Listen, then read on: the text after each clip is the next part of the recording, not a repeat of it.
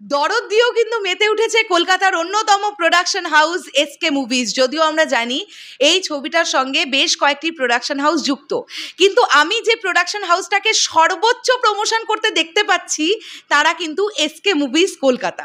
Hello আমার সাকিবিয়ান ভাইরা বোনেরা, আশা করছি তোমরা সবাই খুব ভালো আছো। এখন আমরা একটু দরদ নিয়ে কথা বলি। জানি তুফান চলছে চারিদিকে, কিন্তু এই সিনেমাটা নিয়েও কিন্তু মানুষের মধ্যে প্রচণ্ড আকাঙ্ক্ষা। এই সিনেমাটার টিজার রিলিজ পেয়েছে, টিজার কিন্তু পজিটিভ রিভিউ পেয়েছে প্রত্যেকের কাছ থেকে। প্রত্যেকজন ক্রিটিক্স কিন্তু বলছেন মেগাস্টার শাকিব খানের আবারও একটা অনবদ্য অভিনয় করার মতন ছবি হতে যাচ্ছে দরদ। তো এই একটা কমন রিয়াকশন প্রত্যেকের কাছ থেকে মিলছে। তুফানের এরকম তাণ্ডবের মধ্যে যে দরদ এই পরিমাণ একটা ক্রেজ ক্রিয়েট করতে পেরেছে, এটাই তো অনেক বড় ব্যাপার। টিজারটা যদি ভালো না হতো এই পরিমাণ কিন্তু মানুষের মধ্যে ইম্প্যাক্ট পড়তো না দরদের টিজারের। হ্যাঁ, যেহেতু তুফান চলছে। তো এখন আমরা চলে আসি যে বিষয়টা নিয়ে কথা বলবো। দেখো, এসকে মুভিজ কলকাতার এমন একটি প্রযোজনা সংস্থা যারা একটা সময় শুধু হিট নয়, হিট, সুপারহিট, ব্লকবাস্টার সব রকমের তকমার ছবি তাদের কাছে ছিল। মানে আমার মনে হয় হেন কোনো অ্যাক্টর অ্যাক্ট্রেস নেই যারা এসকে মুভিজের ব্যানারে কাজ করেনি। বাট রিসেন্টলি এসকে মুভিজ কিন্তু একটু অন্য ধরনের ছবি করছে, একটু পারিবারিক ছবি করছে, একটু অন্য ধাঁচের ছবি করছে। সেগুলো যে বক্স অফিসের দিক থেকে খুব একটা সাফল্যতা পাচ্ছে এমনটাও কিন্তু নয়।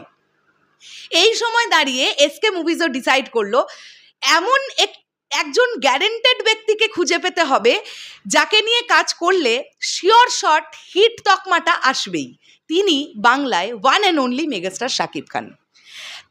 তারাও দেখলো যে আমরা যদি দরদকে প্রডিউস করি তাহলে আমরা একটা ভালো বিজনেস পেতে পারি, এবং এটা প্রথম বাংলাদেশি প্যান ইন্ডিয়া ছবি হতে যাচ্ছে, যেটা এই ছবিটার অন্যতম একটা ইউএসপি।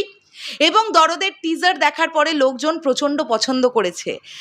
সর্বোচ্চ প্রমোশনটা কিন্তু এসকে মুভিজের তরফ থেকে হচ্ছে। ইনফ্যাক্ট তোমরা দেখবে যেহেতু এখন তুফান চলছে তাই এসবিএফ এর কভার ফটোতে তুফানের ছবি, অর্থাৎ মেগাস্টার শাকিব খান। যেহেতু দরদের টিজার মুক্তি পেয়ে গেছে তাই এসকে মুভিজের কভার ফটোতেও শাকিব খানের ছবি, দরদের ছবি। গতকাল সন্ধেবেলার দিকে একটা পোস্টার এসেছে দরদের, নিশ্চয়ই তোমরা দেখেছো, যেখানে লেখা আছে যে টিজার আউট নাও। তো সেই পোস্টারটা দেখে আমার মনে হলো এই পোস্টারটা শ্যুট করা হয়েছিল মোস্ট প্রবাবলি রাজকুমার ছবির শুটিংয়ের সময়।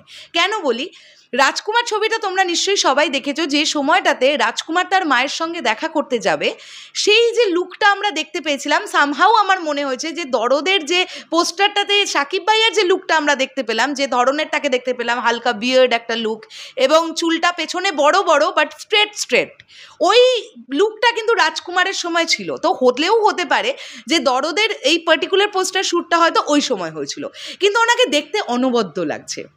মানে দরদ সিনেমাটা এমন একটা সিনেমা হতে পারে যেখানে মেগাস্টার শাকিব খান তার কেরিয়ারের বেস্ট পারফরমেন্সটা দিয়ে ফেলবেন।